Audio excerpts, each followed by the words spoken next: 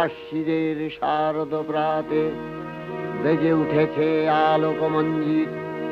ধরণীর বহিরাকাশে অন্তরিত মেঘমালা, প্রকৃতির অন্তরাকাশে জাগরিত জ্যোতির্ময়ী জগন্মাতার আগমন বার্তা।